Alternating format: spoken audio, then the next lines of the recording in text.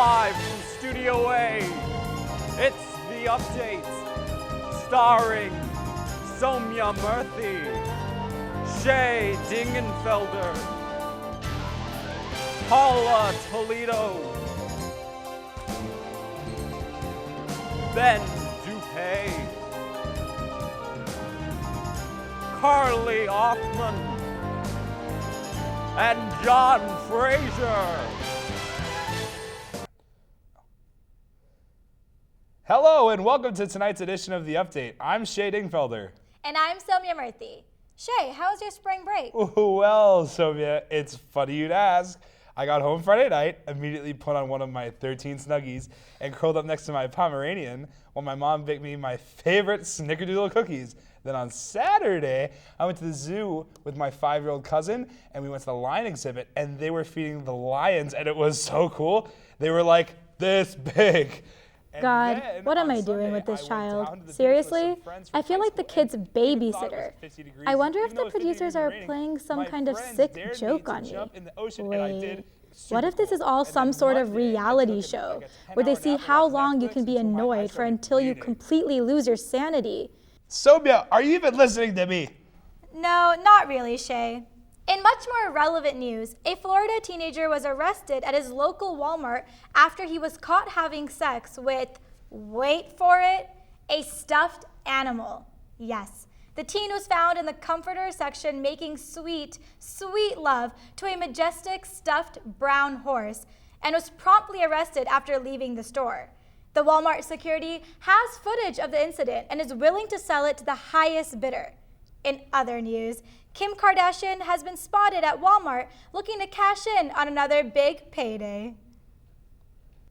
Over the past 2 weeks, several former McDonald's employees have filed over 28 health and safety complaints in 19 different cities. One of the complaints claims that after seriously burning herself on a McDonald's grill, the manager told an employee to put mustard on it. Another report by Matrice Campbell, a McDonald's worker from Philadelphia, said that after his coworker got badly burned, his manager told him to put mayonnaise on it. You'll be good. Now at this point, you're probably thinking that these two cases were one-off events.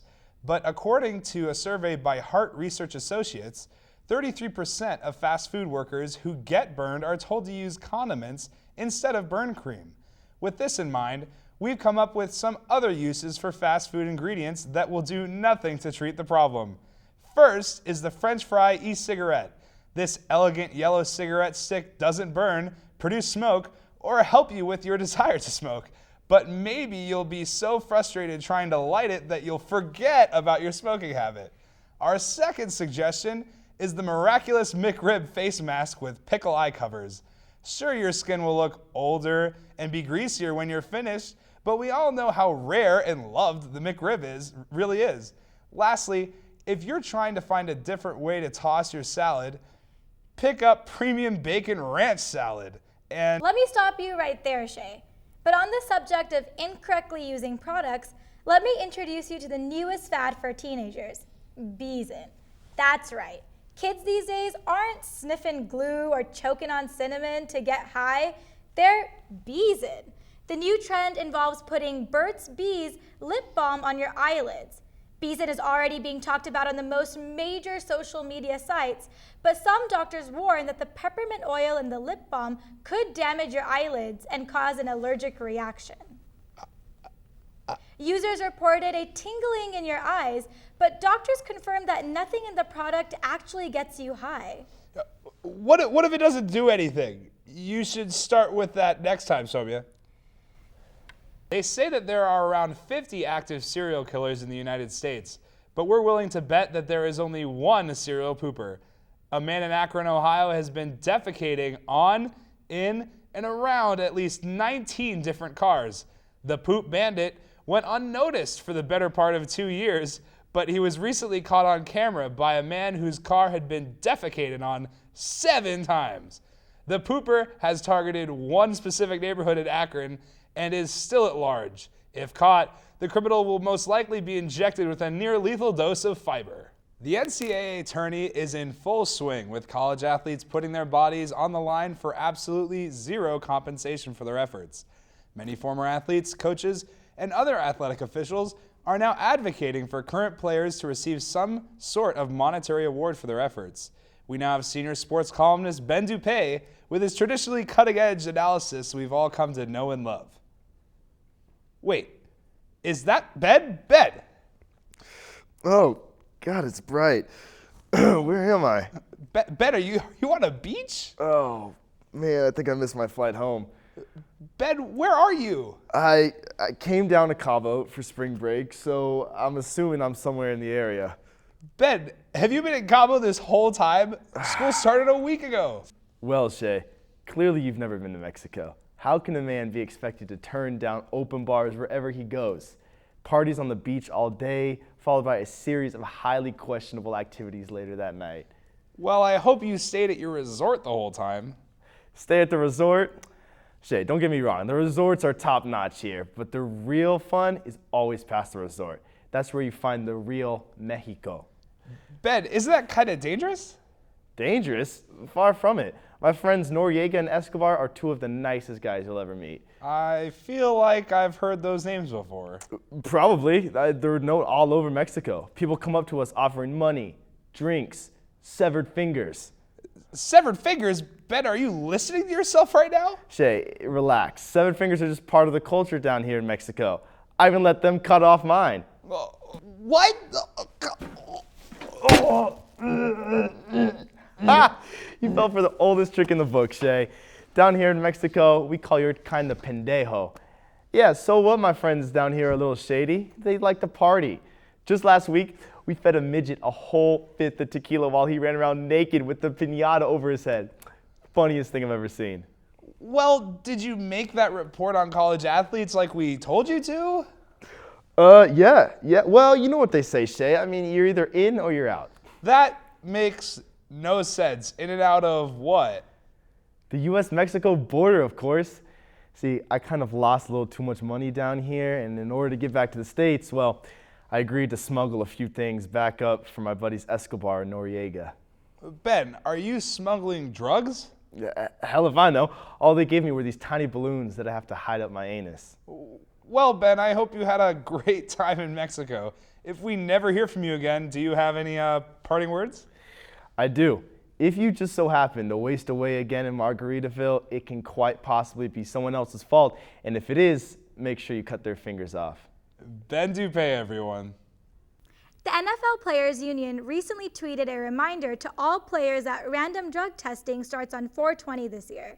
This day is known as a stoner holiday, and the test could pose a threat to various players who enjoy the occasional toketable. The NFL has a stringent policy against the use of marijuana, and if caught, players could be suspended from the league. Lamas Brown, the former player and ESPN analyst, says that at least 50% of NFL players like to smoke marijuana. Considering that and the recent legalization in our state, one can't help to worry a little about our beloved Seahawks. On a completely unrelated note, here's a message from our anchor, Shay. Hey, are you a Seahawks player who accidentally ate a special brownie? Are you losing sleep about thinking about how you might not pass that next drug test? Well, I've set up the P for Hawks Association, where we help people just like you every day. We accept donations from hundreds of different 12 fans every single day. And after extensive THC filtering, we make pee that can fool any drug test. So relax a little. Enjoy that weed-infused steak. Because clean pee today is just a phone call away. For more information, visit us at plikerussell.com or call us toll-free at 1-800-HAWK-P4ME. Again, that's 1-800-HAWK-P4ME. Now for your entertainment news, here's John Fraser. Thanks, Soumya. Eva Mendes recently caused an uproar when she stated that wives who wear sweatpants around the house are the reason their marriages end in divorce. Eva, listen to me. Clearly you're a fox. I'm pretty sure if you wore sweatpants around most married men, they would be following that butt in seconds. You can't compare yourself in sweatpants to another woman in sweatpants. That's like saying Paula looks better than Shay in yoga pants. Apples to oranges, butt to butt, but all I have to say is I look way better than you in sweatpants. A video of Iggy Azalea has been all over Twitter where she spits out a collection of gibberish that sounds like she's having a seizure. Tons of people have posted videos mocking the rapper, but this one is our favorite.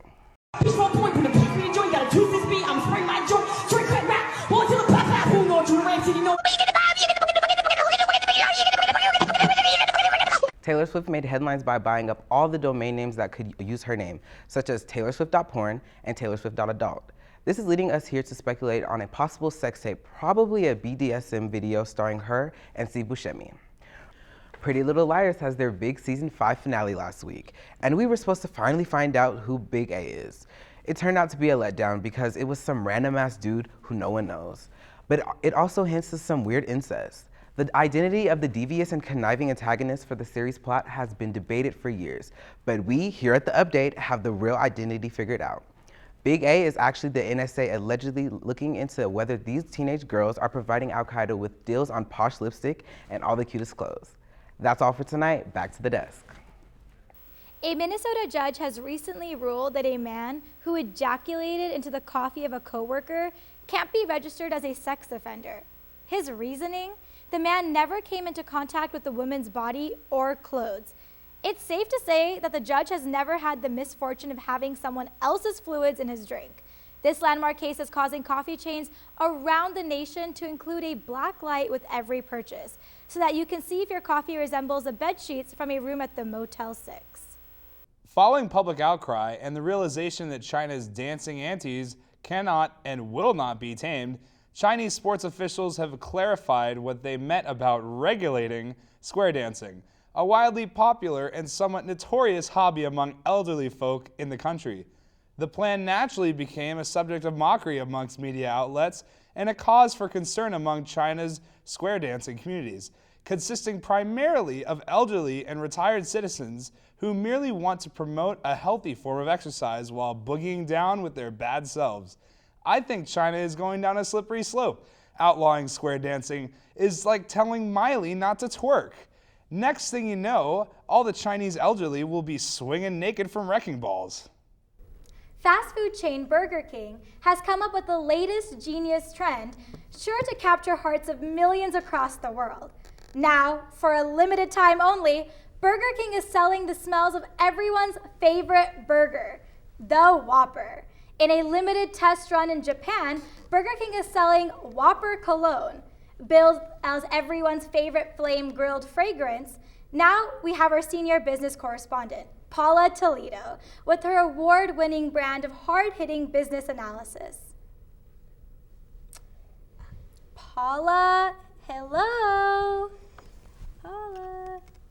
Oh, dude, my head. What's that smell? It smells like pina colada and shame. Pina coladas, it must have been the ones I had in Panama City.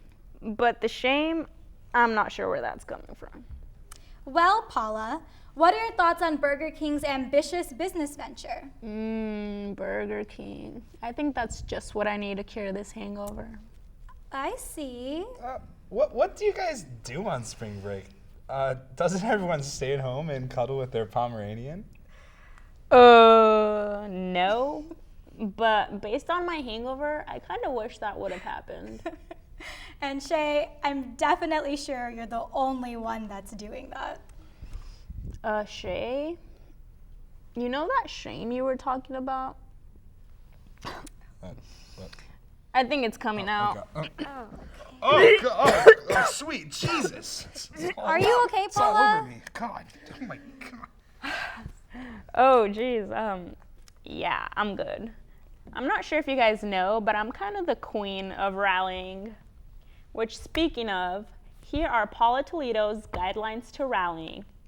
Number 1, take a long, luxurious nap, either on the beach or in the back of someone's pickup truck. Number 2, eat something, preferably the local cuisine of wherever you're partying at. In my case, it was deep-fried gator with a splash of seawater. And number 3, you gotta keep drinking. Whether it's rum, tequila, or half an empty beer can you found floating in the ocean, get to it. Amazing, Paula. Thank you for joining us. Yeah, of course, anytime. I'm actually gonna go for a few Four Locos right now, so I'll see you guys later. Hey, Spring break is pretty weird, isn't it, Sonia? You got that right, Shay. Well, good night, everyone.